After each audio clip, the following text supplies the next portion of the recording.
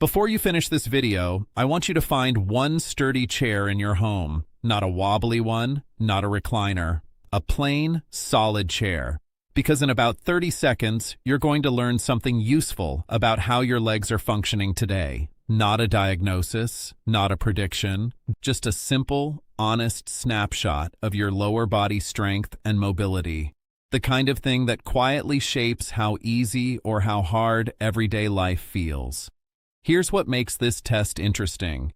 It only takes half a minute, but how you perform it and how it compares to the last time you tried it can tell you more than you'd expect. Stick with me, because by the end of this video, you'll know exactly how to do it safely, what your result actually means, and why the number by itself isn't the whole story. Let's talk about why this even matters. Every time you get up from a chair, get off the toilet, climb a set of stairs, step into a car, or catch yourself after a small stumble, your legs are doing quiet, essential work. Most of us don't think about it until it becomes harder than it used to be. Lower body strength and balance can change gradually over the years, especially with less activity. But here's the encouraging part. That's not something you simply have to accept and live with. Strength and function can respond to attention, and the first step is just knowing where you stand, literally. That's where the 30-second chair stand test comes in. It's a simple functional check used by fitness and healthcare professionals to get a general sense of lower body strength and endurance. Here's how it works. You sit toward the front or middle of a sturdy chair, feet planted firmly on the floor, about hip-width apart. Then you stand all the way up, fully upright, and sit back down with control. No bouncing, no using momentum to launch yourself up, just a smooth stand and a smooth sit. You repeat that as many times as you comfortably can in 30 seconds, counting each full stand. Before you try it, let's do a quick safety check, because this matters more than getting a good number. Use a stable chair, not one with wheels or one that slides on the floor. Clear the area around you so there's nothing to trip over. Wear shoes or secure footwear rather than loose socks. And if you have any concern at all about your balance, have someone nearby while you try it. If you feel dizzy, unsteady, faint, or notice chest pain or significant shortness of breath at any point, stop immediately. And if you have a significant balance problem, a recent surgery, a serious joint issue, or major weakness, please don't attempt this test without guidance from a healthcare professional first. Your safety matters far more than any number on a page. Stopping is always the right choice if something doesn't feel right. All right, if you're ready, and only if it's safe for you to do so, let's try it together. Sit comfortably toward the front of your chair, feet planted, hands resting where they can stay safely out of the way, unless you need them for support, which is completely fine. And when you're ready, stand and sit. Stand and sit. Find a steady rhythm, nothing rushed. Just count how many full stands you complete in 30 seconds and remember your number. Now here's the part most people are curious about. What does that number actually mean? And I want to be very direct with you. There isn't one magic number that separates a healthy person from an unhealthy one. Your result depends on your age, your sex, your height, your body size, your fitness background, arthritis, old injuries, any neurological conditions, whether you've been sick recently, and simply whether you're someone who moves regularly or not. Professionals do use general reference ranges for different age groups, but those are broad reference points, not a diagnosis, and they're never meant to apply the same way to every single person. A strong result is genuinely encouraging. A lower result doesn't mean something is automatically wrong. It might simply mean your strength, balance, mobility, or even your confidence in the movement could use some attention. All of those things can improve. Here's something I think matters even more than the raw number. Change over time. If you could do this comfortably 6 months ago, and today you find yourself pushing off with your hands or struggling where you didn't before, that's worth paying attention to. Not panicking about, just noticing. A trend, tracked honestly over months, tells you far more than a single 30-second test ever could.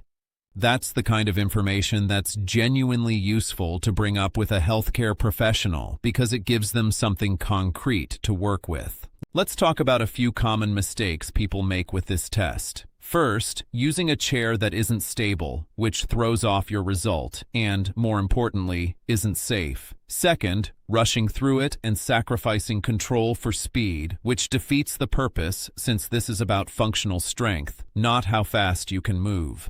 Third, comparing your number to a neighbor's or a sibling's without considering that age, health history, and physical condition are completely different from person to person. And one more worth mentioning. Testing yourself right after a long walk or a tiring day and treating that tired result as your normal baseline. If you want an accurate picture, try it when you're feeling like yourself. Let me give you a few examples of how this plays out in real life. Margaret is 72. She performs the test comfortably, but she notices something she didn't 6 months ago. She needs to push off slightly with her hands to stand. That small change is exactly the kind of thing worth mentioning at her next checkup. Robert is 68. He gets a strong number, plenty of stands in 30 seconds, but he notices he feels a bit unsteady when he turns after standing up. The number looked great, but the turning is the detail that matters. And then there's Dorothy, 81, who has long-standing knee problems and simply can't safely do repeated chair stands without using her arms for support. Her doctor works with her on an approach built around her specific situation. 3 different people, 3 very different stories, and none of them reduced to a single score. So, what should you do if your result feels lower than you expected? First, don't panic and don't assume the worst. There are practical, everyday things that can help. Regular walking is one of the simplest and most effective things you can do for lower body function. Appropriate strength exercises, the kind a physical therapist or trainer familiar with older adults can guide you through, can make a real difference over time. Balance exercises, when done safely, help too. So does making sure you're getting enough protein and overall good nutrition to support muscle health. And staying generally active, in whatever way fits your life, matters more than any single workout. If you want a plan tailored to you, a physical therapist or your healthcare provider is the right person to build that with. Now, when should you actually bring this up with a healthcare professional? If you notice a real decline in your mobility, if you've had repeated falls, new weakness, new balance problems, pain that doesn't go away, or if everyday movements that used to feel easy now feel hard, that's worth a conversation. And I want to be clear about something separate and more urgent. If you ever experience sudden weakness on one side of your body, drooping of the face, sudden trouble speaking, severe sudden dizziness, chest pain, or severe shortness of breath, that is not something to interpret with a home test. Seek urgent medical attention right away. Here's what I want you to take from all of this. This test isn't about passing or failing. There's no grade, no gold star, no reason to feel discouraged if your number wasn't what you hoped. The real value is awareness, knowing where you stand today so you can notice, kindly and honestly, how things change over time. If you try this again in a few months, don't measure yourself against a stranger. Measure yourself against you. So tell me, what was your result, and did the test feel easier or harder than you expected? I'd genuinely like to know, so leave a comment and let me know how it went. If this was helpful, give the video a like. Subscribe for more straightforward health information like this, and consider sharing it with another senior or a family member who might find it useful too. This channel shares educational health information based on reputable sources and is not a substitute for personalized medical advice. If you're concerned about a change in your strength, balance, or mobility, speak with a qualified healthcare professional.